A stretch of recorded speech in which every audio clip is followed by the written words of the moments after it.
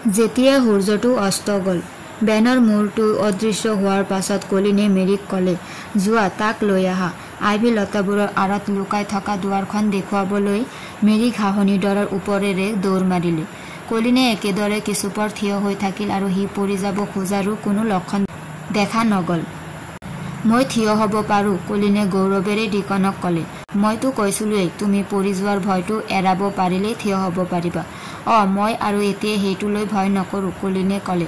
তাৰ পাছত হঠাতে মেৰীয়ে কোৱা কথা এষাৰলৈ মনত পৰি সুধিলে, তুমি বাৰু যাদু কৰিলা নেকি? যাদুৰ কাঠিডাল তোমাৰ হাততে, যি যাদুৰ কাৰণে এই গছবোৰ মাটিৰ পৰা ওলাই আহিছে, এইটো তেনেকুৱা যাদু। ডিকনে তলৰ সৰু সৰু গছবোৰ দেখুৱাই ক'লে, ইয়াতকৈ ডাঙৰ যাদু আৰু ক'তো থাকিব নোৱাৰে। মই সৌ গছজোপাৰ ওচৰলৈ যাব খোজোঁ। বেন অহালৈকে মই থিয় হৈ থাকিম, মন গ'লে গছডালতে আউজিম, ভাগৰ লাগিলে গছৰ তলতে বহিম। সেই কাপোৰখন গছৰ তলতে পাৰি থোৱা, কলিনে ক'লে। যদিও সি খোজ কাঢ়োতে ডিকনে তাক লাহেকৈ ধৰি আছিল, তথাপি সি কিন্তু আচৰিতভাৱে স্থিৰ হৈ গৈ আছিল। থিয় হৈ থকা বাবে তাক যথেষ্ট ওখ যেনো লাগিল। বেন অহাৰ পাছত কলিনে তালৈ স্থিৰ দৃষ্টিৰে চাই ক'লে, মোক ভালকৈ চোৱা, মই কোজা নেকি? মোৰ ভৰি দুখন বেকা নেকি? নহয় নহয়, মানুহবোৰে এনেই তোমাক পংগু আৰু ভোটা বুদ্ধিৰ বুলি। ভোটা বুদ্ধি? খঙত জ্বলি উঠিল কলিন। কোনে কৈছিল কোৱা? সেই মূৰ্খবোৰে আকৌ? পৃথিৱীততো মূৰ্খৰ আকাল নাই। পাছে তুমিনো ইমান দিনে তেনেদৰে কিয় আছিলা? চবেই ভাবিছিল যে মই মৰিম, কিন্তু মই নমৰোঁ। নিশ্চয় নিশ্চয়, আপুনি অনুগ্ৰহ কৰি এতিয়া এই কাপোৰখনৰ ওপৰতে বহক, প্ৰভু, আৰু মোক আদেশ দিয়ক।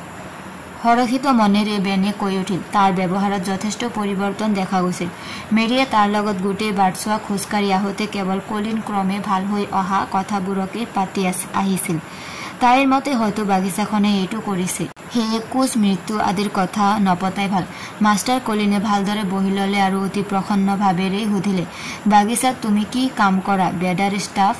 চব কাম। আগতে মই তেওঁ যি কৰিবলৈ কৈছিল চব কৰিছিলোঁ। তেওঁ মানে আপোনাৰ মা? মোৰ মা? তালৈ চাই কলিন হঠাতে গহীন হৈ পৰিল। তাৰ পাছত সুধিলে, এইখন মাৰ বাগিচা আছিল নহয়? হয়, তেই এই বাগিচাখন পাতিছিল। এতিয়া এইখন মোৰ বাগিচা। বাগিচাখন মোৰ ভাল লাগিছে, মই সদায় ইয়ালৈ আহিম। কলিনে ঘোষণা কৰিলে। কিন্তু এটা কথা, এইটো গোপনে ৰাখিব লাগিব। আমি যে ইয়ালৈ আহোঁ বা ইয়াতে কাম কৰোঁ, সেই কথা কোনেও জানিব নালাগিব। এইটো মোৰ আদেশ। মাজে মাজে তোমাক মাতিম, কিন্তু তুমি কোনেও নেদেখাকৈ আহিব লাগিব, কাকো ক'ব নোৱাৰিবা। ইয়ালৈ মই আগতেও আহিছোঁ আৰু কোনেও গম নোপোৱাকৈ, বেনে ক'লে। কি? কলিনকে ধৰি গোটেইবোৰ আচৰিত হ'ল। কেতিয়া?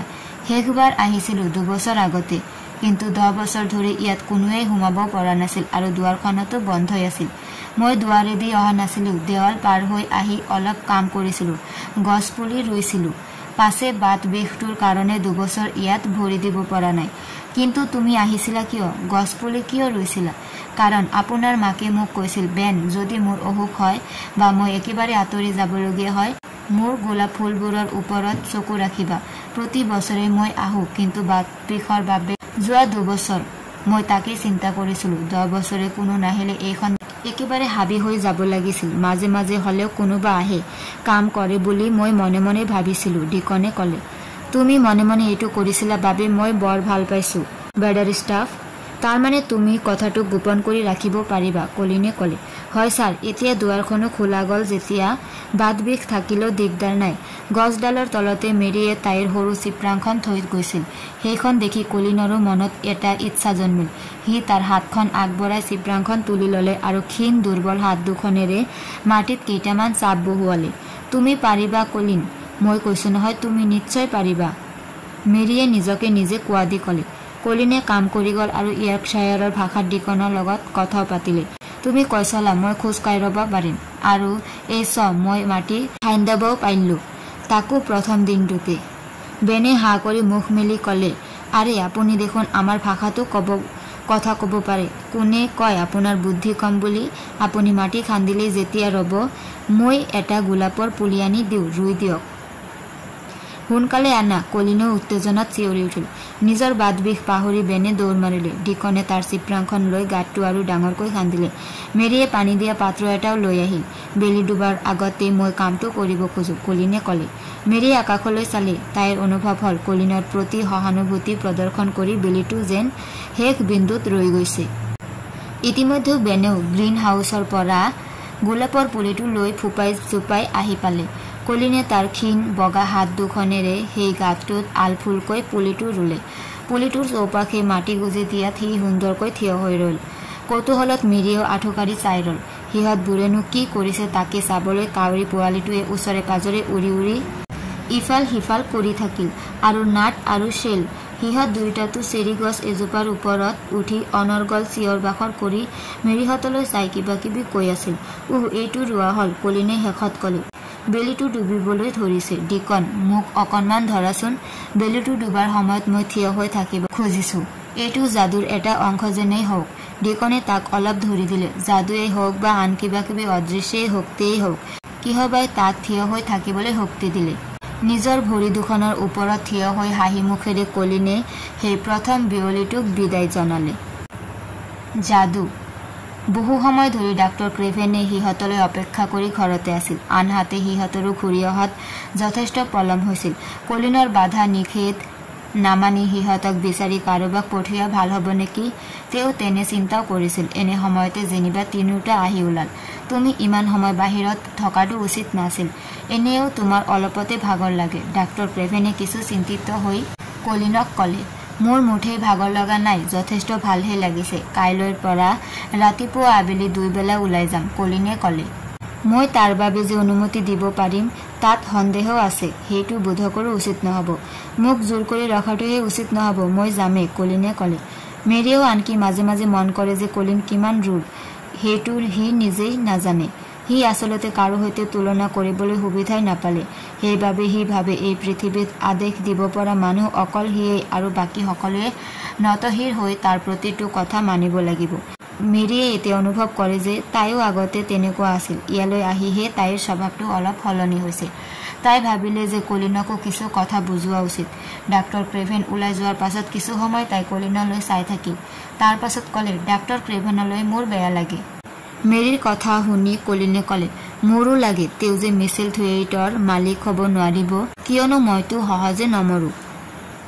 সেইটোতো হয়েই। পাছে মোৰ বেয়া লগাৰ আচল কথাটো হ'ল 10 বছৰ ধৰি তেওঁ ৰুড ব্যৱহাৰ কৰা এটা ল'ৰাক যথেষ্ট সহ্য কৰি সম্ভ্ৰম কৰি চলিব লগা হৈছে। মই ৰুড নেকি? কলিনে শান্তভাৱেই সুধিলে। যদি তুমি তেওঁৰ নিজৰ ল'ৰা হলাহেঁতেন তেন্তে সদায় চৰ খাই থাকিব লাগিলহেঁতেন। সেইটো কিন্তু খাটাং। তেওঁ সেই সাহস কৰিবই নোৱাৰে। নোৱাৰেতো। তুমি বেয়া পোৱা কাম যে কোনেও কৰিব নোৱাৰে, কাৰণ তুমি মৰিবলৈ গৈ আছা। তোমাক তেওঁলোকে পুতৌ কৰে, কিন্তু কোনোবাই পুতৌ কৰাটো মই নিবিচাৰোঁ, কলিনে পুনৰ দৃঢ় স্বৰেৰে ক'লে। তুমি দেখিছাই মই আনকি নিজে নিজৰ ভৰিত থিয় হৈছোঁ। তুমি নিজে নিজৰ বিষয়ে যিয়েই নাভাবা কিয়, এইটো কিন্তু সঁচা যে তুমি এটা অদ্ভুত প্ৰাণী। মই অদ্ভুত? হয়, পাছে তুমি তাকে লৈ চিন্তিত কৰিব নালাগে। অধৈৰ্য সুৰত মেৰিয়ে ক'লে, কাৰণ মই নিজেও অদ্ভুত। বেণ্ড বেডাৰ ষ্টাফো অদ্ভুত। বাগিচাখনলৈ যোৱাৰ আগতে মইতো আৰু বেছি অদ্ভুত আছিলোঁ। মই পাছে অদ্ভুত প্ৰাণী হ'ব নোখোজোঁ। ময়ো সদায় বাগিচাখনলৈ যাম আৰু এই স্বভাৱবোৰ এৰিবলৈ যত্ন কৰিম। তাত নিশ্চয় যাদু আছে। সেই যাদুৱে মোক সলনি কৰিব। সঁচাকৈ তাত বাৰু যাদু নাইনে? কলিনে সুধিলোঁ। আছে, নিশ্চয় আছে। কিন্তু কোনো গুপুত যাদু নহয়, মুক্ত যাদু, মেৰিয়ে ক'লে। তাৰ পাছৰ মাহকেইটাত সিহঁতে বাগিচাখনত কেৱল যাদুৱেই দেখিবলৈ পালে। শুকান বাগিচাখন সেউজীয়া গা গছেৰে ভৰি পৰিল। গছবোৰত কলি লাগিল আৰু কলিবোৰে পাহি মেলি সিঁচি দিলে নানা ৰঙী ফুল। কোনোবা হয়তো গাঢ় নীলা, আন কোনোবাটো হয়তো গাঢ় ৰঙা। প্ৰত্যেক ইঞ্চিৰ ঠাইতে যেন একোটা ফুল। বেনেও তাৰ বহু বছৰীয়া অভিজ্ঞতাৰে ল'ৰা ছোৱালীকেইটাক যথেষ্ট সহায় কৰি দিলে। মেৰি আৰু ডিকনে সিঁচা গুটিবোৰো গজি উঠিল। আৰু লহপহকৈ বাঢ়ি অহা গোলাপ গছবোৰ, বাহ, সেইবোৰৰতো তুলনাই নাই। লতা গছবোৰে বগাই বগাই চাৰিওফালে তাৰ সুন্দৰ ফুলবোৰৰ পোহাৰ মেলিলে। কলিনে সকলো দেখিলে। সকলো পৰিৱৰ্তন সি বিমুগ্ধ নয়নেৰে চাই ৰল। প্ৰত্যেক দিনা ৰাতিপুৱা সি আহে। বৰষুণ নিদিলে ঘণ্টাৰ পাছত ঘণ্টা জুৰি সি সেইবোৰকে চাই থাকে। কেতিয়াবা ঘাঁহৰ ওপৰত শুই শুই বাঢ়ি অহা গছবোৰৰ বৃদ্ধি লক্ষ্য কৰে। অকল গছ আৰু ফুলে নে পৰুৱা, মৌমাখি, চৰাই, কি নাচায় সি চাবলৈ, ভাবিবলৈ যেন বস্তুৰ আকাল নাই। সি যে নিজৰ ভৰিত থিয় দি খোজ কাঢ়িব পৰা হ'ল, হাত ভৰিবোৰত শক্তি পালে, সেইবোৰকো কলিনে এক যাদু বুলিয়ে গণ্য কৰিলে। সঁচাকৈ দেই, পৃথিৱীখন যাদুৰেই ভৰা, এদিন সি মন্তব্য কৰিলে। কিন্তু মানুহবোৰে সেইটো বুজি নাপায়। মই নিজে এই যাদু বুজাবলৈ আৰম্ভ কৰিব লাগিব। পিছদিনা ৰাতিপুৱা সিহঁত যেতিয়া গোপন বাগিচাখন পালেগৈ কলিনে তৎক্ষণাত বেনবেডৰ ষ্টাফক মাতি পঠিয়ালে। বেন লগে লগে আহিল। সুপ্ৰভাত বেনবেডৰ ষ্টাফ, কলিনে হাঁহি মুখেৰে ক'লে। তুমি ডিকন আৰু মেৰীৰ লগত একে শাৰীতে থিয় হোৱাটো মই বিচাৰোঁ। এটা বৰ দৰকাৰী কথা ক'বলৈ আছে। নিশ্চয় ছাৰ। বেনে কপালত হাতখন লগাই চালাম দিয়াৰ দৰে কৰিলে আৰু একে শাৰীতে থিয় হ'ল। মই এটা বৈজ্ঞানিক পৰীক্ষা কৰিব খুজিছোঁ। ডাঙৰ হ'লে মই বহুত বৈজ্ঞানিক আৱিষ্কাৰ কৰিম আৰু এতিয়াই মই সেইবোৰ আৰম্ভ কৰাৰ কথা চিন্তা কৰিছোঁ। বৈজ্ঞানিক পৰীক্ষা, আৱিষ্কাৰ এইবোৰ কথা মেৰীয়ে তেতিয়াহে প্ৰথম শুনিলে। অৱশ্য অতিমাত্ৰা অধ্যয়নে কলিনক ডাঙৰ মানুহৰ দৰে কথা ক'ব পৰা বিধৰ কৰি তুলিছিল। মই প্ৰথম যিটো বৈজ্ঞানিক আৱিষ্কাৰ কৰিব খুজিছোঁ সেইটো যাদু সম্পৰ্কীয়। মেৰীয়েও যাদু সম্পৰ্কে হয়তো জানে, কাৰণ তাই যাদুৰ দেশ ভাৰতত আছিল। কলিনে এটা দীঘল ভাষণ আৰম্ভ কৰিলে। ডিকনেও যাদু জানে, কিন্তু সি জানে বুলি নিজেই নাজানে। মই ভাবোঁ যাদু সকলোতে আছে, আমি কেৱল সেইবোৰ বুজিব লাগিব আৰু আমাৰ কামত খটুৱাব লাগিব। উদাহৰণস্বৰূপে মই বিদ্যুৎ বা ভাপৰ কথা ক'ব খোজোঁ। হয় হয় ছাৰ, বেনে হয়ভৰ দিলে। যেতিয়া মেৰীয়ে এই বাগিচাখন আৱিষ্কাৰ কৰিছিল তেতিয়া এইখন প্ৰায় মৰা আছিল, আৰু এতিয়া কেনে সুন্দৰভাৱে গছ ফুল আদি গজি আহিছে। কিহৰ বাবে, ইয়াত কি আছে মই সেইটো নাজানো, গতিকে তাকো যাদু নাম দিছোঁ। এই বাগিচাখনত যাদু আছে। মই এই যাদুক মোৰ কামত খটুৱাব খোজোঁ আৰু আন ল'ৰা ছোৱালীৰ দৰেই শক্তিশালী হ'ব বিচাৰোঁ। আমি সেই ভাৰতীয় যোগী বা আন ভক্তসকলৰ দৰে বহি ধ্যান কৰিম, নিজৰ মনত আত্মবিশ্বাস জগাই তুলিম আৰু বিচৰা বস্তুটো পাবলৈ যত্ন কৰিম। বেন, তোমাৰো বাত বিষ এই যাদুৰ ফলত ভাল হৈ উঠিব। কলিনৰ মুখমণ্ডলত এক তেজস্বী ভাৱ দেখা গ'ল। আটাইকেইটাই যেন সেই ভাৱত উদ্যুক্ত হৈ উঠিল। সিহঁতে মাটিতে সাধুসকল বহা দি লেপেটি কাঢ়ি বহিল।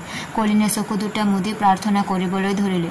সূৰ্যটো জিলিকি থাকে, সেয়া যাদু। ফুলবোৰ ফুলি উঠিছে, সেয়াও হ'ল এক যাদু। জীয়াই থকাটো এটা যাদু, শক্তিশালী হোৱাটো যাদু। মোৰ ভিতৰতো যাদু আছে। আছে নিশ্চয়, আমাৰ সকলোৰে ভিতৰত যাদু আছে। যাদু, আহা মোক সহায় কৰা, বেনক সহায় কৰা, চবকে সহায় কৰা। বহু সময় কলিনে এনেধৰণৰ শব্দবোৰ উচ্চাৰণ কৰি থাকিল। তাৰ পাছত উঠি ঘোষণা কৰিলে, মই এতিয়া অকলে খোজকাঢ়ি গোটেই বাগিচাখন এপাক ঘূৰি আহিম। তাৰ মাতো ইমান দৃঢ় আৰু আত্মবিশ্বাসী আছিল যে কোনেও একো নকলে, বৰং তাৰ পাছে পাছে যাবলৈ আটাই সাজুহে হ'ল। সৰু সমদলটো লাহে লাহে আগবাঢ়ি গ'ল। কেইগছমান গৈ কলিনে ডিকনৰ কান্ধত ভেজা দি অলপ জিৰণি ল'লে। তাৰ পাছত আকৌ আগবাঢ়ি গ'ল। দুই এবাৰ ক্লান্ত হৈ পৰা শৰীৰটোক খন্তেক জিৰণি দিবলৈ ঘাঁহনিৰ ওপৰতে বহি পৰিল। তথাপিও কিন্তু চেষ্টাই এৰি নিদিলে। অৱশেষত সিহঁত আহি পুনৰ অগৰ ঠাই পালে। মই এইটো কৰিব পাৰিলোঁ একমাত্ৰ যাদুৰ বাবে, কলিনে আনন্দত চিঞৰি উঠিল। আকৌ সি চিঞৰিলে, এইটোৱেই মোৰ বৈজ্ঞানিক আৱিষ্কাৰ। ডাক্তৰ ক্ৰেভেনে বাৰু কি ক'ব? মেৰীয়ে উৎসাহত কৈ উঠিল। তেওঁ একো নকয়, কলিনে ক'লে, কাৰণ আমি কোনেও এই বিষয়ে তেওঁক একো নকওঁ। এইটোও এটা গোপন কথা হিচাপে থাকি যাব। মই সম্পূৰ্ণ শক্তিশালী হৈ নুঠালৈকে কোনেও একো জানিব নোৱাৰিব। মই ঘিলাচকীত আহি ঘিলাচকীতে উভতি যাম আৰু দিনৰ দিনটো ইয়াত থাকি নিজকে শক্তিশালী কৰি তুলিবলৈ যত্ন কৰিম। দেউতাইও একো গম নাপাব। যেতিয়া তেওঁ ঘূৰি আহিব মই হঠাতে এদিন খোজকাঢ়ি তেওঁৰ কোঠালৈ যাম আৰু ক'ম, এয়া চোৱা মই কলিন, মই আন ল'ৰাবোৰৰ দৰে একেবাৰে একে। এতিয়া মোৰ কোনো অসুস্থতা নাই আৰু মই বহুদিন জীয়াই থাকিম। হয় দেই, তেওঁ হয়তো নিজৰ চকুকে বিশ্বাস কৰিব নোৱাৰিব, সপোন বুলি ভাবিব। মেৰীয়ে আনন্দত চিঞৰি উঠিল। তেওঁ বিশ্বাস কৰিবলৈ বাধ্য, কলিনে ক'লে। আৰু যাদুটোৱে যদি ঠিকমতে কাম কৰে তেন্তে বৈজ্ঞানিক আৱিষ্কাৰবোৰ কৰিবলৈ লোৱাৰ আগতে মই অলপ খেলা ধূলাও কৰিম। বৰ ভাল হ'ব ছাৰ, বেডাৰ ষ্টাফেও আনন্দত কৈ উঠিল। মই আপোনাক বক্সিং শিকাম। আপুনি ইংলেণ্ডৰ বক্সিং চেম্পিয়ন হ'ব লাগিব। এইটো তুমি যথেষ্ট অসন্মানজনক কথা ক'লা বেডাৰ ষ্টাফ, কলিনে টান সুৰত ক'লে। মই বক্সিং চেম্পিয়ন হ'ব নোখোজো, মই এজন বৈজ্ঞানিক আৱিষ্কাৰকহে হ'ম, বুজিলাতো? ক্ষমা কৰিব ছাৰ, বেডাৰ ষ্টাফে আকৌ এবাৰ চালাম কৰিলে। অৱশ্য গালি খালেও তাৰ মুখত এক আনন্দৰ ভাৱহে দেখা গ'ল। সিহঁতক হাঁহিবলৈ দিয়ক। ডিকনে কেৱল গোপন বাগিচাখনতে কাম নকৰে, সিহঁতৰ ঘৰতো সি এখন বাগিচা পাতি লৈছে। তাত সি মাকৰ কাৰণে আলু, চালগুম, বন্ধাকবি, গাজৰ আৰু আন শাকৰ খেতি কৰে। খুব ৰাতিপুৱা বা সন্ধিয়া পৰত আৰু মেৰীহঁতে তাক দেখা নোপোৱা দিনবোৰত সি তাতে কাম কৰে। তাৰ ভায়েক ভনীয়েক আৰু জীৱ জন্তুবোৰে তাক সহায় কৰে। মিছেছ হাবাৰবিয়ে মাজে মাজে কয়, এইখন ডিকনৰ বাগিচা বাবেহে ৰক্ষা। হি যি ৰুৱে তাকে হয়। বস্তুবোৰ বেছ ডাঙৰ ডাঙৰো হয়। তেওঁ ৰাতি ভাত খোৱাৰ পাছত হোৱাৰ আগলৈকে ডিকনৰ লগত যথেষ্ট সময় কটায়। প্ৰথমতে ডিকনে তেওঁ গোপন বাগিচাখনৰ কথা কোৱা নাছিল যদিও পাছত আটাইকেইটাই মিলি সিদ্ধান্ত ল'লে যে ডিকনৰ মাককো এটা কথাটো ক'ব পৰা যায়। গতিকে সিহঁতৰ গোপন সংঘৰ সদস্য সংখ্যা আৰু এজন বাঢ়িল। গোটেই ঘটনাবোৰ জনাৰ পাছত ডিকনৰ মাকে তাক ক'লে, হে প্ৰভু, তহঁতে দেখোন বৰ ডাঙৰ কাম কৰিলি। তাৰ যথেষ্ট বুজন হ'ল।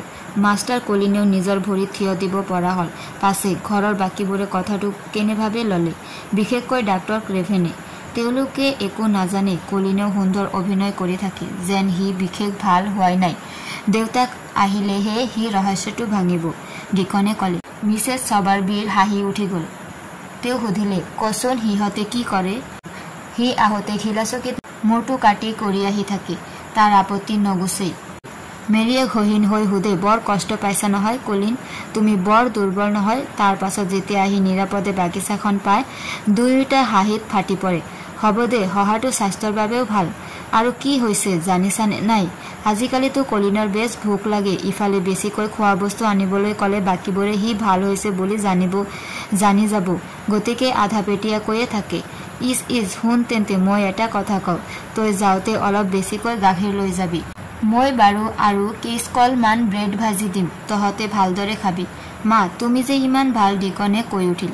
প্ৰথমতে অৱশ্য মেৰী আৰু কলিনে অভিনয় কৰাৰ কথা ভবা নাছিল, কিন্তু কলিনে বেছিকৈ খোৱা বাবে, তাৰ চেহেৰাটো উন্নত হোৱা বাবে আৰু গাৰ ৰংটো উজ্জ্বল হোৱা দেখি ডাক্তৰ ক্ৰেভেন আৰু নাৰ্ছজনীৰ সন্দেহ হ'ল।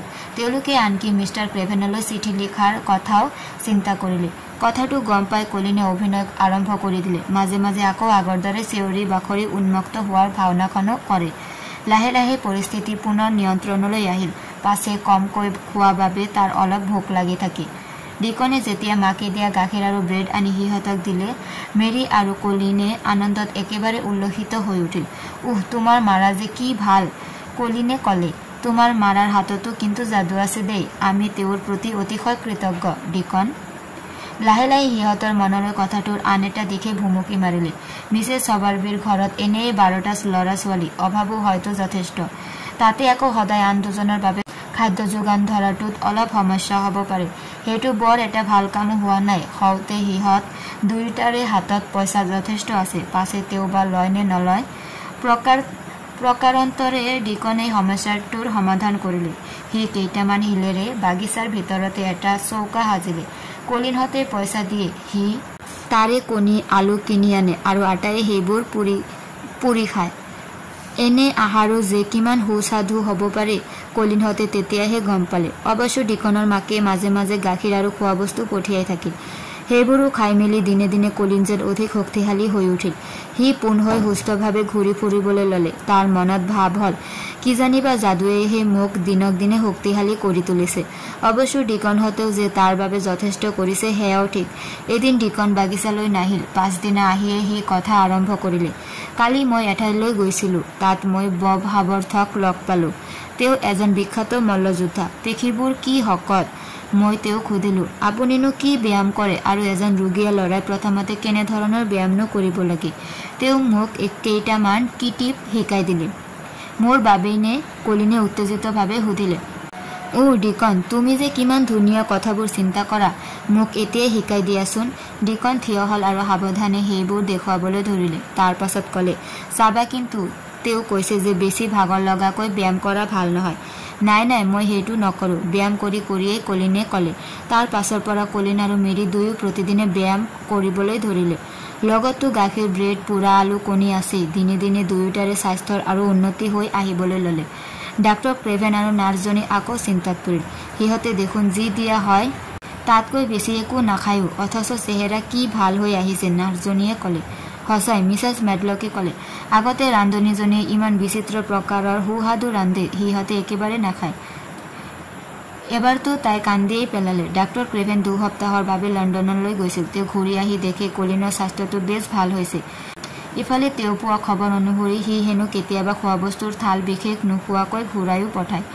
অলপ দিন আগতেতো তুমি খাইছিলা, এতিয়া কিয় নোখোৱা হ'লা? ডাক্তৰ ক্ৰেভেনে চিন্তান্বিত সুৰত সুধিলে। মোৰ খোৱাৰ ইচ্ছা একেবাৰে কমি গৈছে, কলিনে গম্ভীৰভাৱে ক'লে। ওচৰৰ টুলখনত মেৰী বহি আছিল। হঠাতে এনে এটা হাঁহি ওলাই আহিল যে তাই সেইটো ঢাকিবলৈ এক অদ্ভুত শব্দ কৰিবলগীয়া হ'ল। কি হ'ল তোমাৰ? ডাক্তৰ ক্ৰেভেনে সুধিলে। কাহ আৰু হাঁচিৰ মাজতে কিবা এটা আহিছিল, মেৰীয়ে ক'লে। ডাক্তৰ ক্ৰেভেনে ওলাই যোৱাৰ পাছত মেৰীয়ে ক'লে, তুমি খাবলৈ ইচ্ছা কমি যোৱা বুলি কওঁতে তুমি সেই ডাঙৰ সিজোৱা আলুটো একে কামোৰতে খোৱাৰ কথা মনত পৰি এনেকুৱা হাঁহি উঠি গ'ল যে মই তেতিয়াই ধৰিব পাৰিছোঁ, কলিনে মিচিকিয়াই ক'লে। বাহিৰত ডাক্তৰ ক্ৰেভেন মিছেছ মেডলকক সুধিলে, সিহঁতে কৰবাৰ পৰা গোপনে খোৱা বস্তু খাবলৈ পায় নেকি? সম্ভৱেই নহয়, বাহিৰৰ বাগিচাবোৰৰ মাজত সিহঁতে কি পাব? সেইটো অৱশ্য হয়, পাছে সিহঁতৰ চেহেৰাবোৰ চোন বেছ উন্নত হৈছে, শকতো হৈছেচোন। ময়ো মন কৰিছোঁ। এটা কথা অৱশ্য হ'ব পাৰে, দুয়োটা কোঠাৰ ভিতৰত থাকিলে কিবা কিবি কৈ খুব হাঁহে। হহাৰ বাবে চৰ্বি বাঢ়িছে নেকি? মিছেছ মেডলকে ক'লে। হ'ব পাৰে, ডাক্তৰ ক্ৰেভেনে ক'লে। সিহঁতক হাঁহিবলৈ দিয়ক। পৰ্দাখন। গোপন বাগিচাখন দিনে দিনে ন ন ৰূপেৰে সুশোভিত হৈ উঠিবলৈ ল'লে। আজি যদি এইটো গজে, কাইলৈ আকৌ সেইটো ফুলে। আনহাতে ৰবীন চৰাইটোৰ বাঁহটোতো কেইটামান কণী দেখা গ'ল। দিনৰ দিনটো তাৰ লগৰীজনীয়ে কণীকেইটাৰ ওপৰত বহি উমনি দিয়ে। মাজে মাজে তাই আকৌ সন্দেহৰ চকুৰে ইফালে সিফালে চায়। আনকি ৰবীন চৰাইটোকো বেছ সাৱধান হৈ থকা যেন দেখা গ'ল। বিশেষকৈ মেৰী আৰু কলিনৰ প্ৰতি তাৰ চকু বেছি। কি কাৰণত জানো সিহঁতে ডিকনক সিমান সন্দেহ নকৰে। অৱশ্য ডিকনে সিহঁতৰ লগত ৰবীন চৰাইৰ ভাষাতে কথা পাতে। ডিকনকো সিহঁতে ডাঙৰ পাখি নথকা এটা ৰবীন চৰাই বুলিয়েই ভাবে নেকি? বিশেষকৈ কলিনক ৰবীন চৰাই হালে সন্দেহ কৰাৰ কাৰণ আছে। সি যি আহে এখন ঘিলা চকীত, গাত থাকে এসোপা নুমল কাপোৰ, যেন বন্য জন্তুহে এটা। দেখিলে সিহঁতৰ কিবা সন্দেহ হয় আৰু সি খুব লাহে লাহে খোজ দিয়ে, যেন মেকুৰী এটাই মনে মনে চিকাৰ ধৰিবলৈহে আহিছে। মাজে মাজে ৰয়, তাৰ পাছত আকৌ খোজ কাঢ়ে। এদিন ৰবীন চৰাইটোৱে ভাবিলে সিওতো সৰু থাকোঁতে এনেদৰে কিছুদূৰ গৈ থাকোঁ ধপকৈ মাটিত পৰিছিল। তাৰ পাছত পুনৰ উৰা মাৰিব খুজিছিল। সি তাৰ লগৰীজনীক ক'লে, কণীবোৰৰ পৰা পোৱালি হ'লে সেইবোৰো বোধকৰো তেনেকুৱাই হ'ব।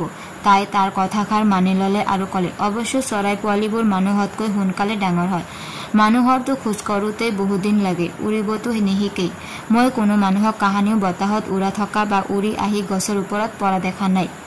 মাজে মাজে চোন ল'ৰা ছোৱালীকেইটাই বহু সময় গছৰ তলত বহি হাত ভৰিবোৰ এক বিশেষ ভংগীত লৰচৰ কৰি থাকে। খোজো নাকাঢ়ে বা সেই ঠাইৰ পৰা লৰচৰো নকৰে। আমাৰ ৰবীন চৰাইটো যথেষ্ট জ্ঞানী হ'লেও সি তাৰ লগৰীজনীক এই ঘটনাৰ সন্তোষজনক ব্যাখ্যা দিব নোৱাৰিলে। অৱশ্য সি বব হাৱৰ্থক লগ পোৱা নাই বা তেওঁৰ ব্যায়ামৰ কিটিপবোৰো নাজানে, গতিকে সি কয় কেনেকৈ?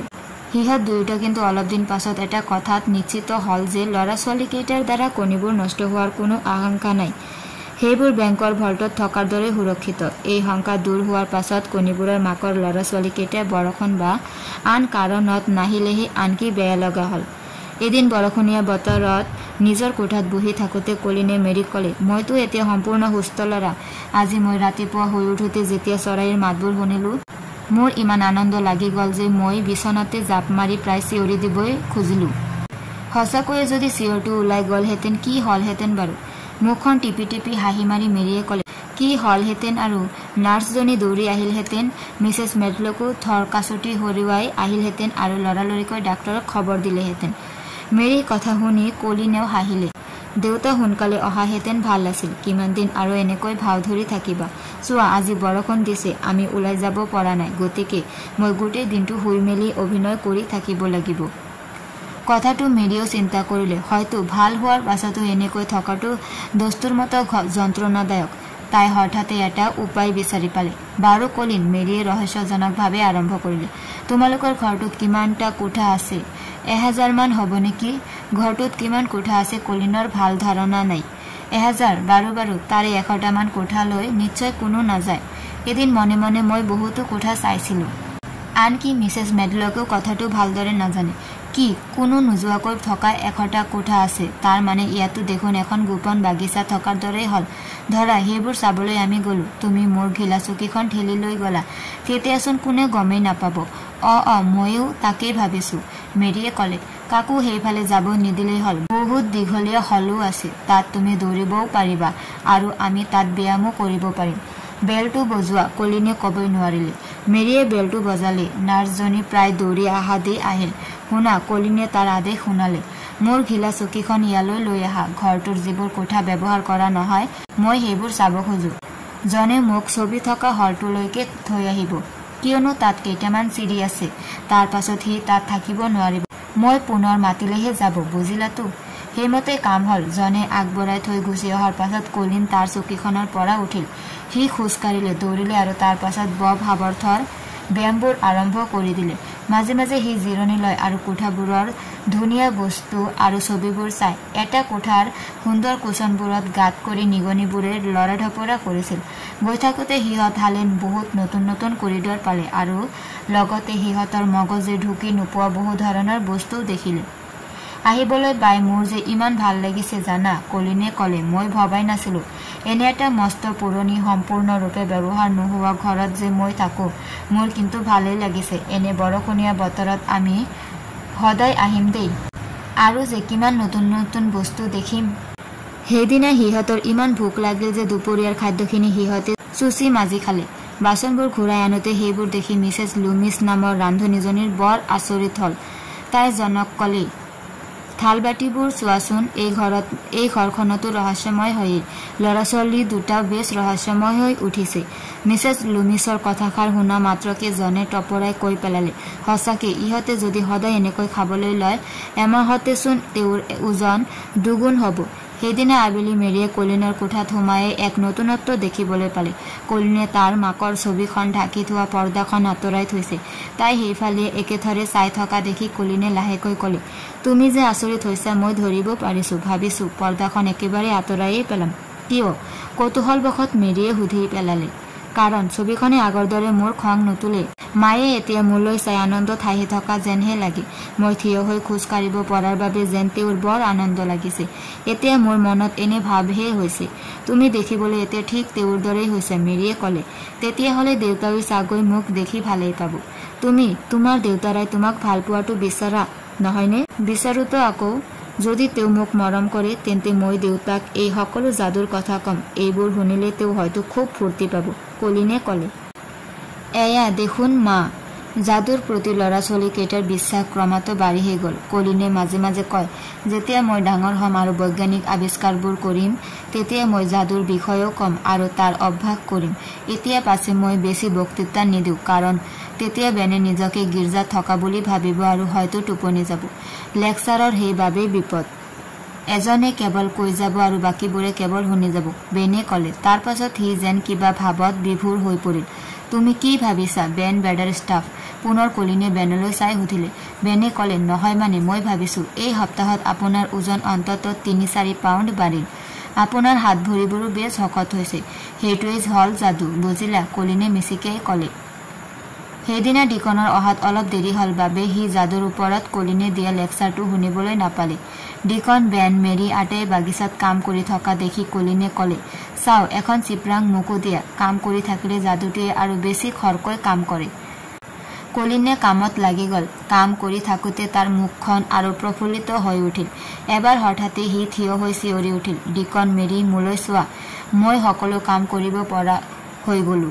মই সদায় জীয়াই থাকিম। হে প্ৰভু, তোমাক অশেষ ধন্যবাদ।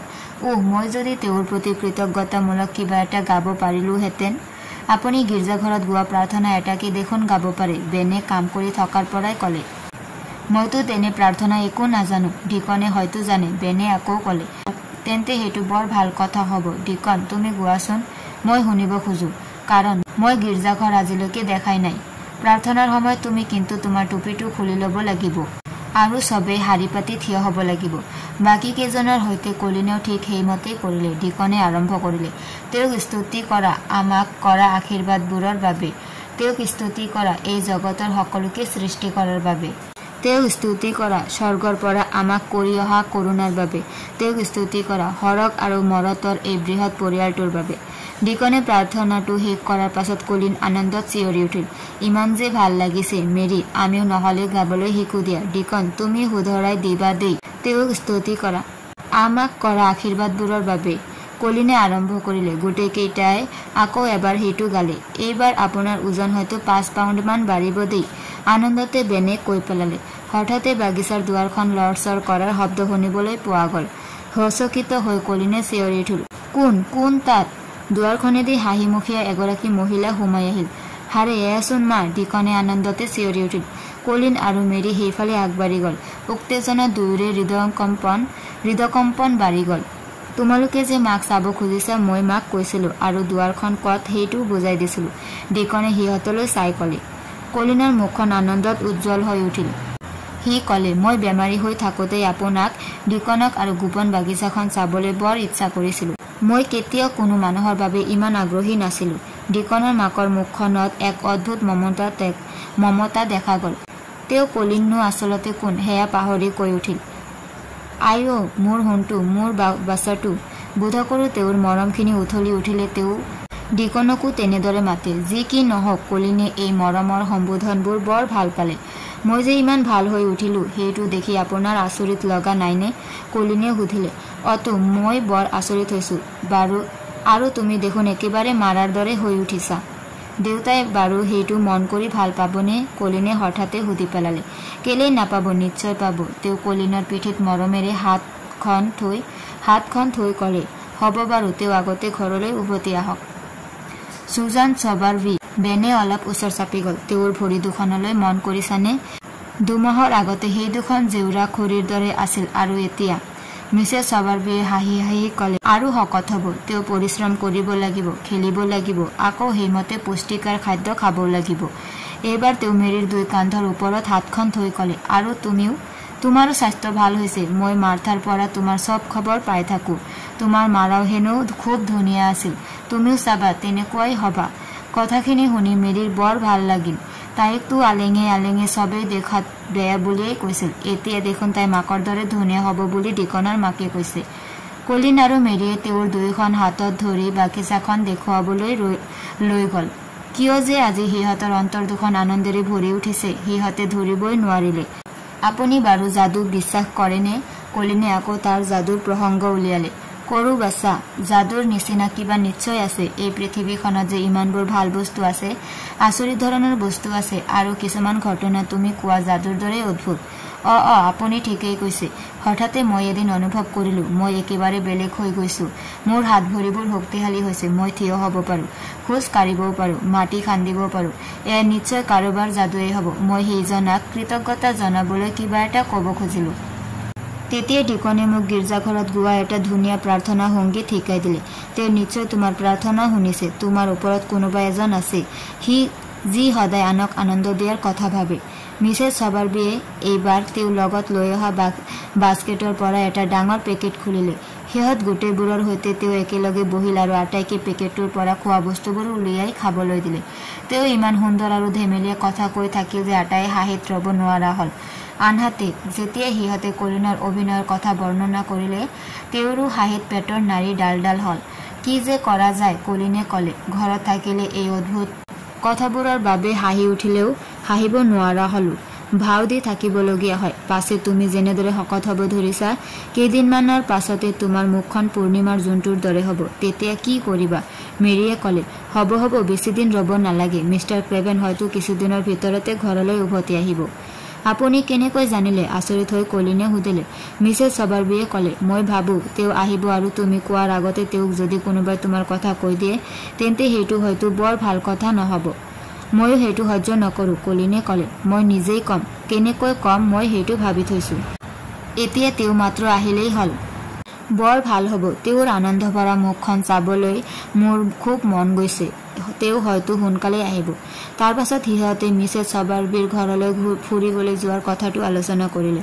ৰাতিপুৱাই সিহঁতে গাড়ীত উঠি বিশাল জোপোহা বননিৰ ওপৰেদি যাব। দিনৰ সাজ তাতে খাব।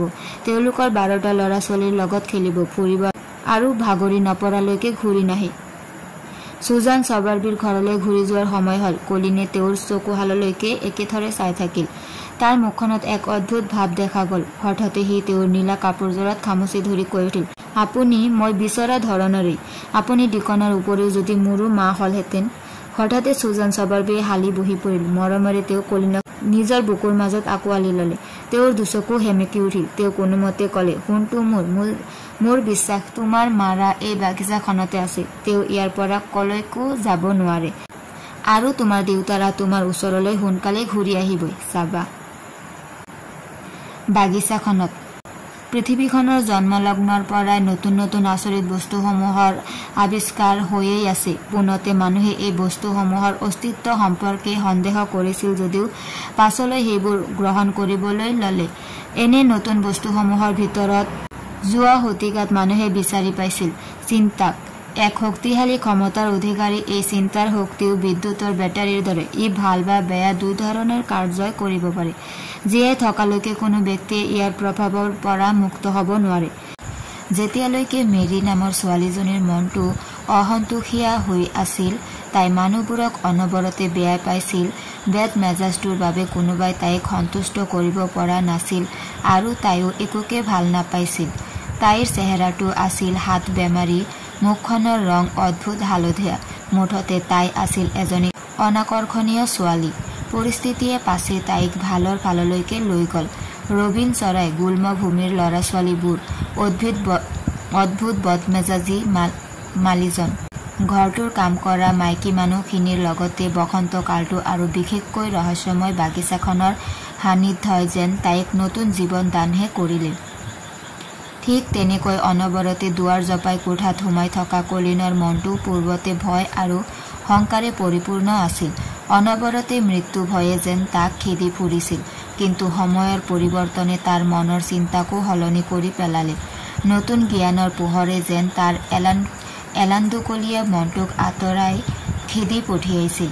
বৈজ্ঞানিক পৰীক্ষা নিৰীক্ষাৰ দ্বাৰা সি বস্তুৰ ব্যৱহাৰিক দিশটো চাবলৈ বিচাৰিছিল। পুনৰ জীৱিত হৈ উঠা গোপন বাগিচাখনে যেতিয়া দুটা শিশুকো নৱজীৱন দান কৰিছিল, ঠিক তেতিয়া এক অশান্ত আৰু ভগ্ন হৃদয় লৈ মানুহ এজনে নৰৱে, ছুইজাৰলেণ্ড আদি ধুনীয়া দেশবোৰত শান্তি বিচাৰি ভ্ৰমি ফুৰিছিল। দুৰ্বল মনৰ মানুহজনে অনবৰত গধুৰ মন এটালৈ ফুৰিছিল। নিজৰ ঘৰ দুৱাৰ, কৰ্তব্য সকলো পাহৰি কেৱল অনাই বনাই তেওঁ ঘূৰি ফুৰিছিল।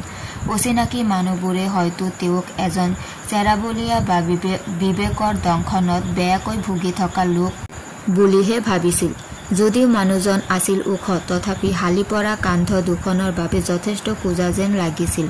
তেওঁ থাকিবলৈ যোৱা হোটেলখনৰ মেনেজাৰে তেওঁলৈ আগবঢ়াই দিয়া বহীখনত তেওঁ লিখে, আৰ্কিবাল্ড ক্ৰেভেন, মিছেলথৱেইট মেনৰ, ইয়ৰ্কশ্বায়াৰ, ইংলণ্ড।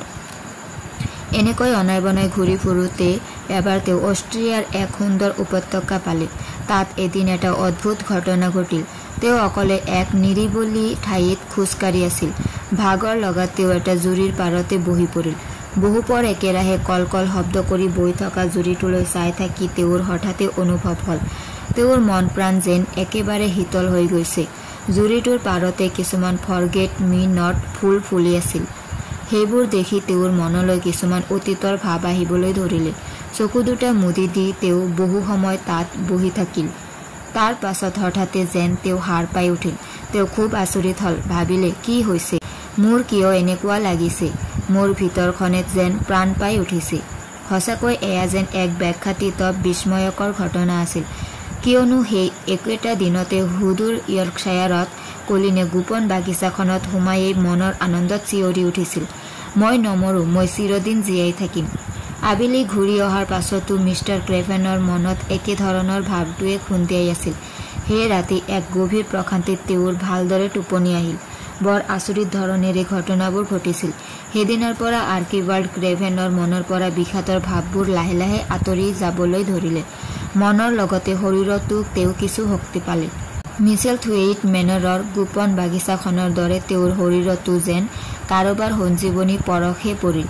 তেওঁ সদায় জুৰিটোৰ পাৰলৈ ফুৰিবলৈ যাবলৈ ল'লে।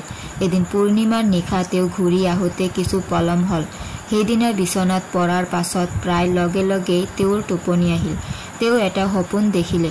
কোনোবাই যেন তেওঁক মাতিছে, আৰ্কি আৰ্কি। সপোনতে তেওঁ চিঞৰি উঠিল, লিলিয়াছ, লিলিয়াছ, তুমি ক'ত? বাহিৰ সুৰৰ দৰে মাত এটা ভাহি আহিল, সেই বাগিচাখনত। তাৰ পাছত সপোনৰ অন্ত পৰিল যদিও তেওঁ সাৰ নাপালে আৰু সেই সুন্দৰ নিশাটোত তেওঁৰ গভীৰ টোপনি আহিল। ৰাতিপুৱা শুই উঠাৰ পাছতে তেওঁক ভৃত্য এজনে এখন চিঠি দি গ'ল। তেওঁ এলাহেৰে চিঠিখন খুলিলে। ওপৰত লিখা ঠিকনাটোৰ আখৰকেইটা তেওঁৰ কোনোবা মাইকী মানুহৰ হাতৰ আখৰ যেনহে লাগিল। কিন্তু কাৰনো হ'ব পাৰে? কৌতূহলেৰে তেওঁ চিঠিখন খুলিলে। লিখা আছিল, শ্ৰদ্ধেয় মহাশয়, মই সুজান সবাৰ্বিয়ে আপোনাক থিয়েটাৰত এবাৰ সাহস কৰি মিছ মেৰীৰ বিষয়ে কিছু কথা কৈছিলোঁ।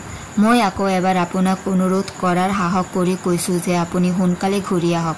মই ভাবোঁ আপুনি আহিলে এইবাৰ বৰ আনন্দ পাব। আৰু ক্ষমা কৰিব মহাশয়, মই ভাবোঁ আজি যদি আপোনাৰ পৰিবাৰ ইয়াত থাকিলহেঁতেন তেও নিশ্চয় আপুনি ইয়ালৈ অহাটো বিচাৰিলেহেঁতেন। আপোনাৰ আজ্ঞাবাহী সুজান সবাৰ্বি। একেৰাহে দুবাৰকৈ মিষ্টাৰ ক্ৰেভেনে চিঠিখন পঢ়িলে। চিঠিখন পুনৰ খামটোত ভৰাই তেওঁ আগদিনা ৰাতিৰ সপোনটোৰ কথা ভাবিলে। লগে লগে তেওঁ সিদ্ধান্ত কৰিলে, মই এতিয়াই মিচেল থিয়েটাৰলৈ ঘূৰি যাম।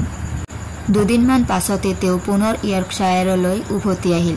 ৰেলখনত উঠাৰ পৰা গোটেই বাট চোৱাত এনে কিছুমান ভাৱে তেওঁৰ মনত দোলা দি গ'ল, যিবোৰ ভাৱ যোৱা 10 বছৰে তেওঁৰ মনলৈ কেতিয়াও অহা নাছিল। কলিনৰ কথাবোৰ তেওঁৰ মনত পৰিল। ইমান দিনে তেওঁ কেৱল তাক পাহৰিবলৈ যত্ন কৰিছিল, কিন্তু এতিয়াচোন তেওঁ ক'ব নোৱাৰাকৈয়ে তাৰ চিন্তাই মনত জুমুৰি দি ধৰিছে। অতীতৰ দুখৰ দিনবোৰ পুনৰ তেওঁৰ মনলৈ আহিল। সন্তান এটা জন্ম দিয়েই মৰমৰ পত্নীৰ মৃত্যু হোৱাত তেওঁ বলিয়া যেন হৈ কিদৰে দিহিঙে দিপাঙে ঘূৰি ফুৰিছিল। প্ৰথমতে সেই দুৰ্ভগীয়া সন্তানটোক চাবলৈ মুঠেই ইচ্ছা কৰা নাছিল, কিন্তু পাছত যেতিয়া চাবলৈ বাধ্য হ'ল তেওঁ দেখিলে সেই শিশুটো দুৰ্বল, নিষ্কটীয়া আৰু অৰ্ধমৃত প্ৰায়। তেওঁ প্ৰায় নিশ্চিত হৈছিল যে শিশুটো নাবাচে, কিন্তু সকলোকে আচৰিত কৰি সি জীয়াই থাকিল, এটা অক্ষম প্ৰাণীৰ দৰে। তেওঁ যে এজন বেয়া পিতৃ আছিল সেয়া নহয়, সন্তানটোৰ বাবে তেওঁ ডাক্তৰ নাৰ্ছ সকলো যোগান ধৰিছিল, কিন্তু সন্তানটোৰ চিন্তাক পাহৰি তেওঁ নিজৰ দুৰ্ভাগ্যকে আঁকোৱালি লৈছিল। প্ৰায় এটা বছৰ অনাই বনাই ঘূৰি ফুৰাৰ পাছত যেতিয়া তেওঁ পুনৰ মিচেল থিয়েটাৰলৈ উভতি আহিল আৰু সেই দুৰ্ভগীয়া শিশুটোক এবাৰ চাব খুজিছিল, তাৰ ভয় লগা হেতা চকুৰ চাৱনি সহ্য কৰিব নোৱাৰি তেওঁৰ মুখখন ভয়ত বিবৰ্ণ হৈ পৰিছিল।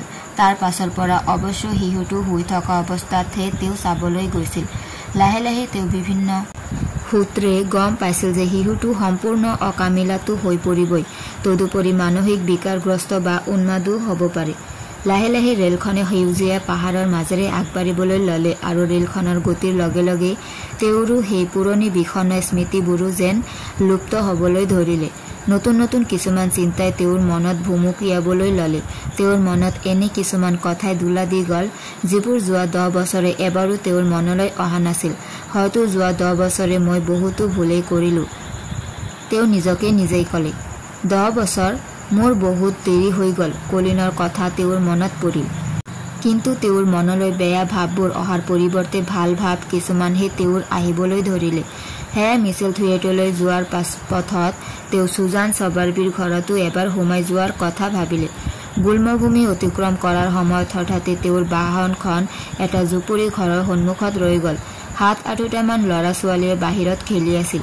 সিহঁতে তেওঁক ক'লে যে সিহঁতৰ মাক ৰাতিপুৱা এগৰাকী মানুহৰ নতুনকৈ হোৱা কেঁচুৱাটোৰ বাবে সহায় কৰিবলৈ জোপোহা বননিৰ সিটো ফাললৈ গৈছে আৰু আমাৰ ডিকনো মেনৰত এখন বাগিচাৰ কাম কৰিবলৈ গৈছে। মিষ্টাৰ ক্ৰেভেনে সিহঁত কেইটালৈ চালে। ৰঙা পৰা গালকেইখনেৰে সিহঁত কেইটা স্বাস্থ্যৱান। হাঁহি মাৰি তেওঁ নিজৰ জেপৰ পৰা এটা সোণৰ মুদ্ৰা উলিয়াই সিহঁত কেইটাৰ আটাইতকৈ ডাঙৰ এলিজাবেথ এলেনক দি ক'লে, তুমি যদি এইটো 8 ভাগৰ কৰি সকলোকে ভগাই দিয়া তেন্তে প্ৰত্যেকে আধা ক্ৰাউনকৈ পাবা। তাৰ পাছত তেওঁ মিচিকিয়াই হাঁহি সিহঁত কেইটাক মৰম কৰি পুনৰ যাত্ৰা আৰম্ভ কৰিলে। আহি থাকোঁতে তেওঁ ভাবিবলৈ ধৰিলে, এইবাৰ বাৰু তেওঁৰ ঘৰখনলৈ আহিবলৈ ইমান মন গৈছে কিয়, আৰু এই টান তেওঁ ইমান বছৰে কিয় অনুভৱ কৰা নাছিল। কলিনৰ কথাও তেওঁৰ মনলৈ আহিল। হয়তো তেওঁ তাক ভালদৰে চোৱা চিন্তা কৰাহেঁতেন তাৰ সেইটো অৱস্থা নহলহেঁতেন। নিজৰ সন্তানৰ প্ৰতি তেওঁ প্ৰথমবাৰলৈ দায়িত্ববোধ অনুভৱ কৰিলে। আকৌ সপোনটোৰ কথা তেওঁৰ মনলৈ আহিল। কি যে আচৰিত আছিল সপোনটো। সেই বাগিচাখন বুলি স্পষ্টভাৱে কোনোবাই কোৱাতেও শুনিছিল। মই এইবাৰ গৈয়ে চাবিটো বিচাৰি বাগিচাখনৰ দুৱাৰখন খুলিবলৈ চেষ্টা কৰিম, তেওঁ ভাবিলে। মেনৰত থকা নিজৰ ঘৰটোত উপস্থিত হৈ তেওঁ আগৰ দৰে নিজৰ কোঠালৈ নগৈ পুথিভঁৰাল কোঠাত বহিল আৰু মিছেছ মেডলকক মাতি পঠিয়ালে। ঘৰটোত কাম কৰা চাকৰ বাকৰবোৰেও এইবাৰ তেওঁক আগতকৈ বেছ উন্নত দেখিলে। কিছু সময়ৰ পাছতে মিছেছ মেডলক কৌতূহলী ভাৱেৰে তেওঁৰ ওচৰলৈ বেগাই আহিল। মিষ্টাৰ কলিন কেনে আছে? মিষ্টাৰ ক্ৰেভেনে সুধিলে। তেওঁক মানে যথেষ্ট বেলেগ দেখা গৈছে। আৰু বেয়া নহয় ছাৰ, মানে ডাক্তৰ ক্ৰেভেন, নাৰ্ছজনী বা মই একো ধৰিব পৰা নাই। কিয়, কি হ'ল? হি আৰু অদ্ভুত হৈ উঠিছে নেকি? হয় ছাৰ, পাছে আপুনি ভবাৰ দৰে নহয়। তেওঁ মাজতে ভালদৰে খোৱা হ'ল, তাৰ পাছত আকৌ নোখোৱা হ'ল। স্বাস্থ্য কিন্তু বেছ ভালো হৈছে। প্ৰত্যেক দিনা মিছ মেৰী আৰু সুজান চবাৰ্বিৰ ল'ৰা ডিকনৰ লগত তেওঁ বাগিচাৰ ফালে যায়। কি কৰে কোনেও নাজানে, মানে তেওঁ কাকো যাবলৈ নিদিয়ে। মেৰীহঁত লগত থাকিলে তেওঁ হাঁহেও। কলিন এতিয়া ক'ত? সেই বাগিচাৰ ফালেই ছাৰ। হ'ব, তুমি যোৱা। মিছেছ মেডলক যোৱাৰ পাছত তেওঁৰ মনলৈ আকৌ এটা ভাৱ আহিল। কলিন সেই বাগিচাখনত বৰ্তমান তেওঁ ক'ত আছে সকলো কথা তেওঁ পাহৰি গ'ল। পাঁচ মুহূৰ্ততে সম্বিত ঘূৰাই পোৱা যেন হৈ তেওঁ অকলে বাগিচাখনৰ পিনে আগবাঢ়ি গ'ল। তেওঁ ঘাঁহনিৰ ডৰা পাৰ হৈ দেৱালখনৰ ওচৰ পালে। খুব সাৱধানে তেওঁ খোজবোৰ দিলে। আইভি লতাৰে আৱৰি ধৰিলেও দুৱাৰখন ক'ত তেওঁ জানিছিল, কিন্তু চাবিটোনো ক'ত পুতি থোৱা আছে সঠিক ঠাইডোখৰ তেওঁ পাহৰি গৈছিল। কিবা কিবি চিন্তা কৰি তেওঁ সেইখিনিতে থিয় হৈছিল। হঠাতে বাগিচাৰ সিফালৰ পৰা কিছুমান কথা বতৰাৰ শব্দ ভাহি আহিল। মিষ্টাৰ ক্ৰেভেন আচৰিত হ'ল। আইভি লতাৰে আৱৰা দুৱাৰখন চাবিটো ক'ৰবাত পুতি থোৱা আছে। 10 বছৰে ইয়ালৈ কোনো আহিব পৰা নাই, অথচ ভিতৰত কোন? গছৰ তলে তলে সিহঁতে দৌৰা শব্দবোৰ, তেওঁ সিহঁতৰ ফুচফুচনিবোৰ আৰু আনন্দৰ চিঞৰবোৰ তেওঁৰ স্পষ্টভাৱে কাণত পৰিল। তেওঁ বৰ আচৰিত হ'ল। নিজে শুনা শব্দবোৰ তেওঁ নিজেই বিশ্বাস কৰিবলৈ টান পালে। কোন কোন তুমি? ভিতৰৰ চিঞৰবোৰ দুৱাৰখনৰ ফালে আগবাঢ়ি আহিল। হঠাতে দুৱাৰখন খোল খাই গ'ল। আনন্দতে দৌৰি অহা এটা ল'ৰাই দুৱাৰখনেৰে বেগেৰে ওলাই আহি বাহিৰৰ ৰৈ থকা মিষ্টাৰ ক্ৰেভেনৰ গাতে খুন্দা খাই পৰিল। এটা ওখ ধুনীয়া ল'ৰা। কোন কোন তুমি? মিষ্টাৰ ক্ৰেভেনে চিঞৰি উঠিল। এইটো হ'ব বুলি কলিনে ভবা নাছিল আৰু সি কৰা পৰিকল্পনাটোও এনেকুৱা নাছিল। তদুপৰি এনেকুৱাকৈ তেওঁৰ লগত সাক্ষাৎ হ'ব বুলিও সি কল্পনা কৰা নাছিল। তাক যথেষ্ট ওখ যেন দেখা গৈছিল। সি আচৰিত হৈ তেওঁলৈ চাই ক'লে, দেউতা দেউতা, মই কলিন। আপোনাৰ হয়তো বিশ্বাস হোৱা নাই, কিন্তু মই কলিন দেউতা। বিস্ময়াভূত হৈ মিষ্টাৰ ক্ৰেভেনে কৈ উঠিল, সেই বাগিচাখনত। হয় দেউতা, বাগিচাখনে এইটো কৰিলে, আৰু কৰিলে মেৰী ডিকন, তাৰ লগৰ প্ৰাণীবোৰে আৰু যাদুৱে। কথাবোৰ কোনোৱে নাজানিছিল। আপুনি আহিলে আমি কম বুলি ৰৈ আছিলোঁ। মই এতিয়া সম্পূৰ্ণ সুস্থ। এতিয়া জানে, মই দৌৰত মেৰীকো হৰুৱাব পাৰোঁ। মই কিন্তু পাছলৈ এজন খেলুৱৈ হ'ম। খুব সুস্থ ল'ৰাৰ দৰে সি কথাবোৰ কৈছিল। তাক দেখি মিষ্টাৰ ক্ৰেভেনৰ দুচকু আনন্দত উজলি উঠিল। কলিনে হাতখনেৰে দেউতাকৰ বাহুটোত ধৰি সুধিলে, দেউতা, মোক দেখি আপোনাৰ ভাল লগা নাই, আনন্দ লগা নাই? মই আৰু নমৰো দেউতা, বহুদিন জীয়াই থাকিম। মিষ্টাৰ ক্ৰেভেন আনন্দ আৰু বিস্ময়ত হতবাক হৈ পৰিল। কোনোমতে তেওঁ ক'লে, মোক সেই বাগিচাখনলৈ লৈ যোৱাচোন সোণটো, আৰু সকলো কথা ভালদৰে কোৱা। বসন্তকালৰ বাবে গোটেইখন নীলা বেঙুনীয়া ফুলেৰে জাতিষ্কাৰ হৈ আছিল। অতীতৰ দিনবোৰলৈ তেওঁৰ মনত পৰিল। চাৰিওপিনে তেওঁ চকু ফুৰালে। যিজোপা গছ তেওঁ ইতিমধ্যে মৰা বুলি ভাবিছিল, পাছত কলিনৰ পৰা জানিব পাৰিলে যে সেই মৃতপ্ৰায় গছজোপাই পুনৰ ঠন কৰি উঠিছে। আটাইকেইজন সেই গছজোপাৰ তলত বহিল। কথাবোৰ ক'বলৈ কলিনে অৱশ্য থিয় হৈ থাকিবলৈকে ভাল পালে। কলিনৰ মুখৰ পৰা সমস্ত কাহিনী শুনি মিষ্টাৰ ক্ৰেভেন বিস্ময়ত একেবাৰে অভিভূত হৈ পৰিল। কিদৰে ৰহস্য আৰু যাদুৱে সিহঁতক সহায় কৰিলে, কিদৰে কলিনে অভিনয় কৰিবলগীয়া হৈছিল, আৰু কিদৰে সকলো কথা গোপনে ৰাখিছিল, তেওঁ সকলো শুনিলে। যদিও তেওঁ হাঁহি হাঁহি কথাবোৰ শুনি গৈছিল, ক'ব নোৱাৰাকৈ তেওঁৰ দুচকু পানীৰে উপচি পৰিছিল। সমগ্ৰ কাহিনীৰ অন্তত কলিনে ক'লে, এতিয়া আৰু কথাবোৰ গোপনে ৰখাৰ প্ৰয়োজন নাই। সেয়ে চকীখনত বহি মই আৰু ঘৰলৈ নাযাওঁ দেউতা, তোমাৰ লগত মই খোজকাঢ়িয়েই যাব পাৰিম। বেন বেডাৰষ্টাফ সিহঁতৰ ওচৰে পাজৰে থাকিলেও সি কিছু সময় আগতে তাৰ পৰা গুচি আহিল। মিছেছ মেডলকে তাক দেখিয়ে একেবাৰে মাতিনিৰ ভিতৰ পোৱালেগৈ। তাক একমগ বিয়েৰ দিলে। বেনৰ চকু দুটা চিকমিকাই উঠিল। সি লৰালৰিকৈ সেইটো হাতত ল'লে। মিছেছ মেডলকে সুধিলে, তুমিতো বাগিচাখনতো আছিলা, কোৱাচোন, তুমি তেওঁলোকক দেখিছিলানে? মুখৰ পৰা বিয়েৰৰ মগটো আঁতৰাই হাতৰ তলুৱাখনেৰে উঠ মচি লৈ সি ক'লে, দেখিছিলোঁ। দুয়োজনকে? মিছেছ মেডলকে কিছু অধীৰ হৈ সুধিলে। দুয়োজনকে। বেন যেন পুনৰাবৃত্তিহে কৰিলে। বাৰু, তোমাক ধন্যবাদ। মোক আৰু একমগ দিয়াচোন। লোৱা। দুয়োজন একেলগে আছিলনে? মগত দিয়া পানীয়খিনি গিলি লৈ সি ক'লে, একেলগে আছিল। মাষ্টাৰ কলিননো ক'ত আছিল? তেওঁক দেখাত কেনেকুৱা লাগিছিল? তেওঁলোকৰ মাজত কি কথা বতৰা হ'ল বাৰু? মই সেইবোৰ শুনা নাই, বেনে ক'লে। মই জখলা এডালেৰে গৈ দেৱালখনৰ ওপৰৰ পৰাহে চাই আছিলোঁ। পাছে মই তোমাক কওঁ, ইমান দিনে সেইফালে যি ঘটি আছিল, তোমালোকে জানিলে আচৰিতেই হবা। অৱশ্য অতি সোনকালে সেইবোৰ জানিব পাৰিবা।